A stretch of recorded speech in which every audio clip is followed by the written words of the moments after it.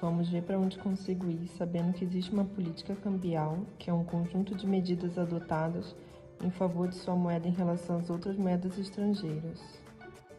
Também tenho que decidir de acordo com a taxa de câmbio, que é o preço da moeda nacional em relação às outras moedas que circulam no exterior. E o valor dessa moeda nacional pode desvalorizar ou valorizar em relação às outras moedas por diversos motivos. Atualmente é o Bom, agora eu vou abrir meu cofre, contar as moedinhas, ver se eu consigo viajar para algum desses lugares. E mesmo sendo um dos mais baratos da Europa, o dólar e o euro está com preço muito alto. O câmbio fixo é aquele em que o valor da moeda estrangeira é determinado pela autoridade monetária nacional, que no nosso caso é o Bacen, que é o Banco Central. E para manter essa taxa, o governo compra e vende sua própria moeda no mercado de câmbio a preço fixado. Isso é feito para estabilizar o valor da moeda, evitar o risco cambial e também a alta da inflação. Bom, e como tudo nesse mundo, também tem suas desvantagens, pois o governo precisa ter reservas internacionais suficientes, o que pode levar a falhas, resultando em recurso ineficiente pelo mundo, além de causar o excesso da oferta ou demanda. Já na taxa de câmbio flutuante, o governo não interfere no mercado cambial. A taxa de câmbio é estabelecida pelo mercado, por meio da lei da oferta e da procura. Bom, mas essa modalidade não se aplica ao Brasil, porque aqui o Bacen interfere. Mas engraçado, Mesmo o Bacen se intrometendo aí, essa é a taxa adotada pelo Brasil. Já na taxa de câmbio atrelada, também conhecido como banda cambial, o sistema de autoridade monetária do país influencia na taxa de câmbio. Mas essa interferência é para permitir a variação dentro de um determinado tempo, em mínimo e máximo. Esse intervalo é chamado de banda cambial. Para que esse sistema funcione, é preciso ter bastante reserva de dinheiro internacional para troca, compra e venda de moeda. A taxa de câmbio também se distingue em nominal e real.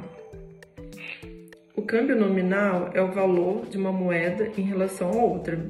Quantas unidades de uma moeda você consegue trocar pela outra. Igual exemplo dessa aqui. Uma dessa dá para trocar por 5 ou 6 nossa. Já a taxa de câmbio real é a medida do poder de compra de uma moeda em relação a outra.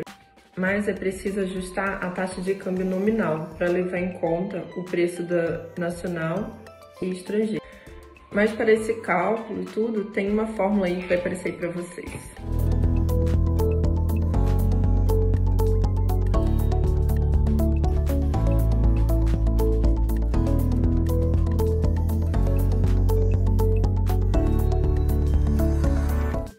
Elasticidade das exportações em relação à taxa de câmbio.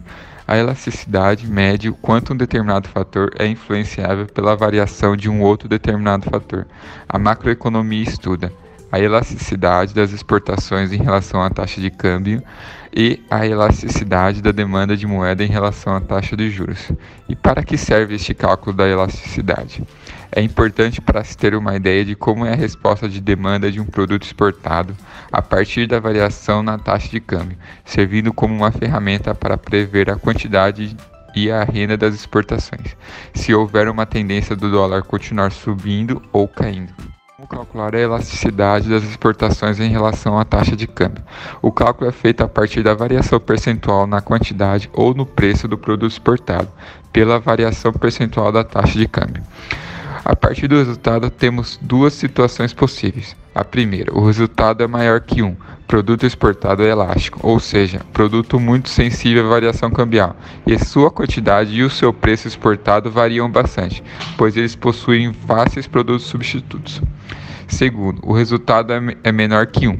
Produto exportado é inelástico, ou seja, não há uma alteração significativa da quantidade do preço do produto exportado, devido à mudança na taxa de câmbio, pois não existem muitos produtos substitutos. E o que isso reflete? Para as exportações dos produtos elásticos, a alta do câmbio traz uma moeda estrangeira valorizada, oferecendo vantagem aos compradores internacionais, trazendo mercadorias por um preço reduzido. Consequentemente, haverá um aumento das exportações. E quando existe a baixa do câmbio, a moeda estrangeira está desvalorizada. Os produtos estão com valores mais altos, o comprador pode optar por um produto substituto e, consequentemente, diminuir a quantidade exportada. E quando a exportação é de produto inelástico, a quantidade de produto exportado não tem uma variação significativa, pois os compradores necessitam do produto mesmo assim por possuir pouco substituto e realizam a compra independente da variação da taxa de câmbio. Balança de pagamento. O que seria a balança de pagamento? Em economia, o balanço ou balança de pagamentos é o registro de todas as transações que um país realizou com o restante do mundo. Ela demonstra o quanto de dinheiro entrou e saiu do país em determinado período. Esse fluxo não precisa ser necessariamente financeiro, mas também sob a forma de compra e venda de bens, serviços e produtos, doações, empréstimos, investimento, entre outras operações. No Brasil, a elaboração da balança de pagamentos é feita pelo Banco Central, o Bacen, que é o órgão responsável por administrar as reservas externas do país. Vocês já se perguntaram como que funciona o balanço de pagamentos? Ele funciona da seguinte maneira. Para se chegar ao valor do balanço, todos os dados de negociações como compras e vendas de serviços, envios e retiradas de recursos, aplicações e resgates em ativos financeiros são levantados em um país. Um país que apresenta déficit no balanço de pagamentos é aquele que compra mais do que vende no exterior. E um país que apresenta superávit no balanço convive com um cenário um pouco diferente. O que isso quer dizer? Ele vende mais do que compra do exterior. Para conseguir controlar a saída de capital, no caso o déficit, o país pode utilizar algumas ferramentas econômicas, sendo elas a desvalorização da moeda corrente é uma estratégia possível, assim como o aumento de tarifas sobre importação. Além de proteger o comércio interno e suas indústrias, o país pode conseguir reequilibrar o balanço de pagamentos para algo mais próximo do superávit. Para conseguir controlar a saída de capital, no caso o déficit, o país pode utilizar algumas ferramentas econômicas, sendo elas a desvalorização da moeda corrente é uma estratégia possível, assim como o aumento de tarifas sobre importação. Além de proteger o comércio interno e suas indústrias, o país pode conseguir reequilibrar o balanço de pagamentos para algo mais próximo do superávit. Agora nós vamos entender para o que serve o balanço de pagamentos. O balanço de pagamentos serve como um termômetro econômico. Quando um país está registrando mais compras no exterior do que vendas, alguma coisa pode estar influenciando nessa movimentação econômica. Agora nós vamos entender para o que serve o balanço de pagamentos. O balanço de pagamentos serve como um termômetro econômico. Quando um país está registrando mais compras no exterior do que vendas, alguma coisa pode estar influenciando nessa movimentação econômica. Países com a moeda muito forte podem acabar sofrendo com isso. Por exemplo, você não compraria uma caneta de um país que vale o dobro que o outro, certo? Geralmente você acaba comprando o produto mais barato, desde que a qualidade seja similar. Então, quando a moeda de um determinado país está mais forte, existe uma tendência natural de que os produtos do mesmo sejam evitados e mais países vendam para esse país, uma vez que os seus produtos possuem preços mais competitivos. Essa movimentação pode influenciar em um aumento do desemprego do país com moeda forte, além de outros problemas de cunho social que esse país pode vir a sofrer. Então, se esse país precisa desenvolver o próprio crescimento e não está interessado em manter uma moeda forte, a desvalorização da própria moeda pode ser uma alternativa interessante.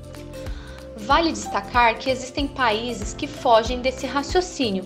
Exemplos atuais como os Estados Unidos, grande parte dos países da União Europeia, eles convivem com um alto déficit na balança comercial. Mesmo assim, esses países conseguem manter um bom nível de emprego.